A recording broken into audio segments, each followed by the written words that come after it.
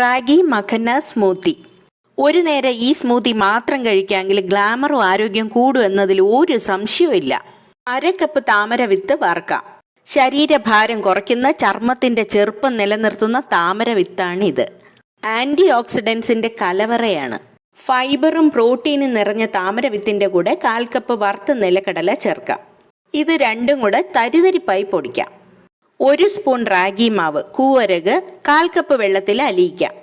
ഇതിൽ 1 കപ്പ് വെള്ളം കൂടെ ചേർത്ത് ചെറുതീയിൽ കുറുക്കിയെടുക്കണം. കൂവരക് കുക്കാവണം. തണുത്ത ശേഷം പൊടിച്ച താമര വിത്തിന്റെ കൂടെ അയൺ, കാൽഷ്യം, പൊട്ടാഷ്യം അങ്ങനെ പോഷക കലവറയായ കുഞ്ഞൻ റാഗിയും ചേർക്കാം. ഇനി പപ്പായ ചേർക്കാം, പകരം ഏത് ഫ്രൂട്ടും ആവാം. 1 വാഴപ്പഴവും കൂടെ ചേർക്കാം. പാലോ തൈരോ ചേർത്ത് ബ്ലെൻഡ് ചെയ്യാം.